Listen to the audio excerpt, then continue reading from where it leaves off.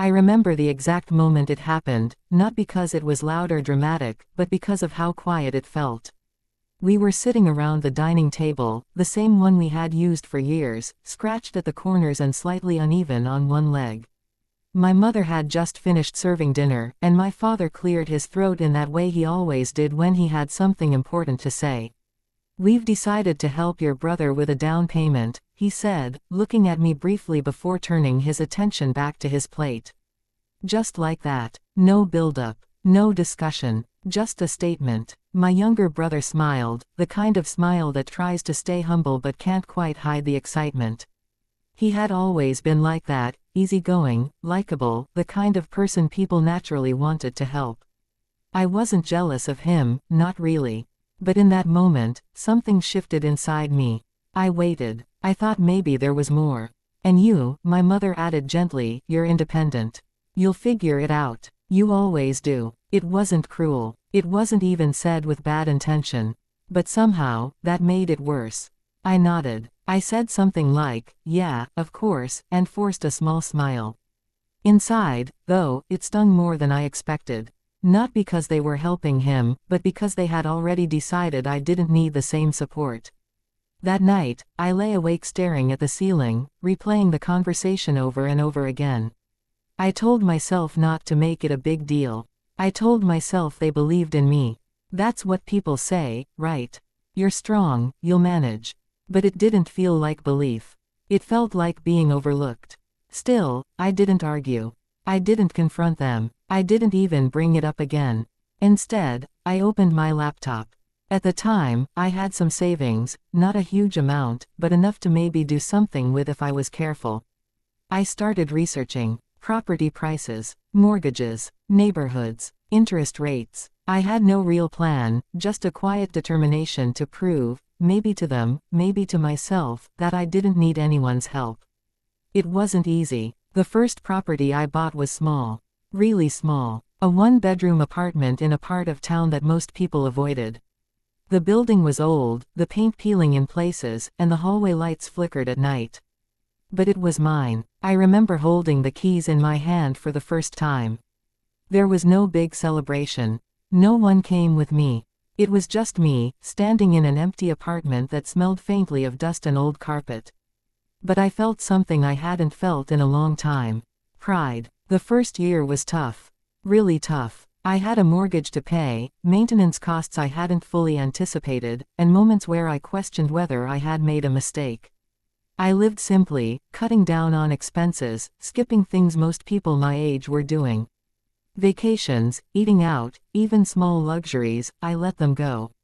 Meanwhile, my brother moved into a beautiful house. A proper house. Backyard, garage, newly renovated kitchen. My parents visited him often, helping him settle in, buying furniture, giving advice. They didn't mean to exclude me. I know that now. But back then, every time I saw photos or heard stories, it felt like I was watching from the outside. Still, I kept going.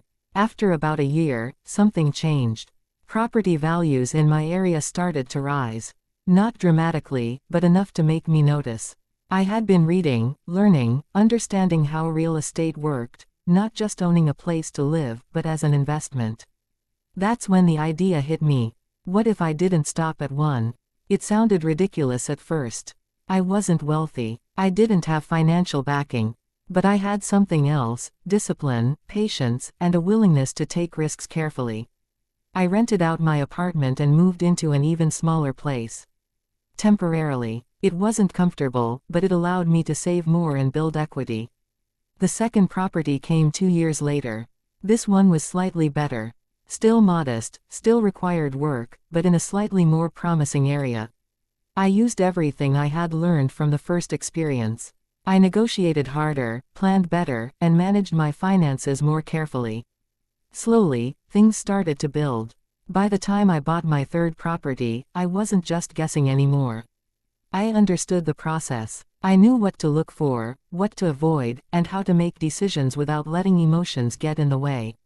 Years passed. While my brother struggled with the costs of maintaining his house, the mortgage, repairs, unexpected expenses, I was quietly growing something of my own. I didn't talk about it much.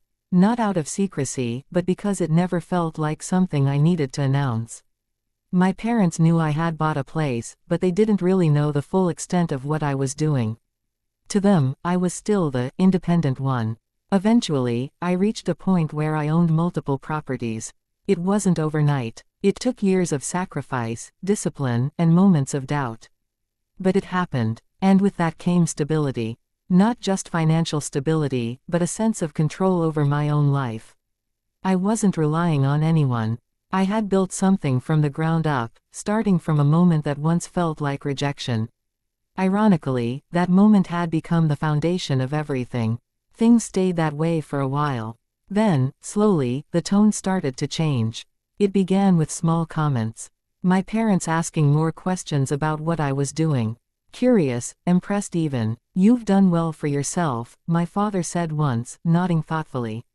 My mother started telling relatives about me. "He's very smart with his money," she'd say, a hint of pride in her voice.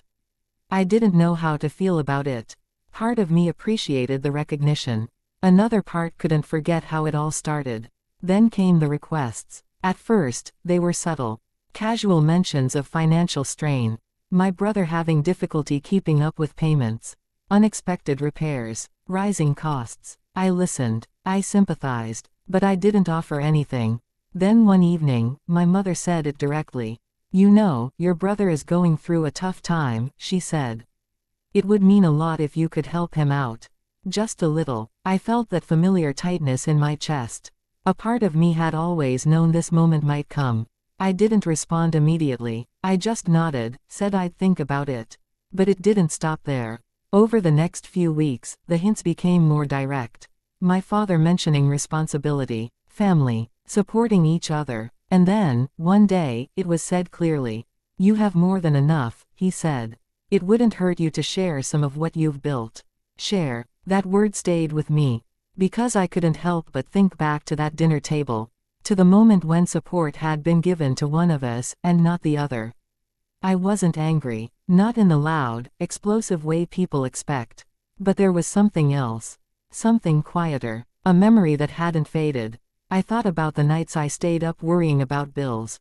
The sacrifices. The risks. The times I doubted myself but kept going anyway. No one had offered to share that burden. And now, they were asking me to share the results. I spent a lot of time thinking about it. I understood their perspective. They saw two sons, one struggling, one successful, and wanted balance. Fairness. But from where I stood, it didn't feel like fairness.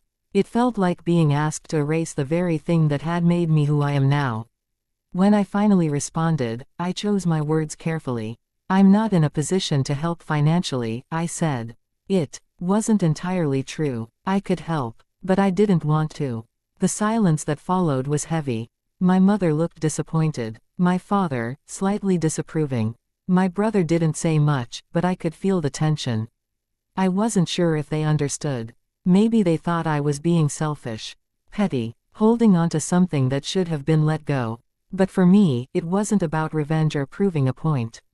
It was about boundaries. About recognizing that what I built came from a place of being told to figure it out. And I did. I figured it out in a way that changed my life. Helping now wouldn't undo the past. But it would blur the line between what was given and what was earned. Even now, I still question it sometimes.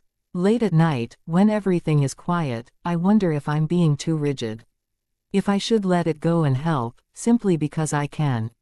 But then I remember how it felt back then. Not abandoned, not unloved, just, not chosen. And that feeling, no matter how much time passes, doesn't completely disappear. So I sit with it. Not out of bitterness, but out of honesty. Because the truth is, I don't think there's a simple answer. Maybe I'm wrong. Or maybe, for the first time, I'm finally choosing myself.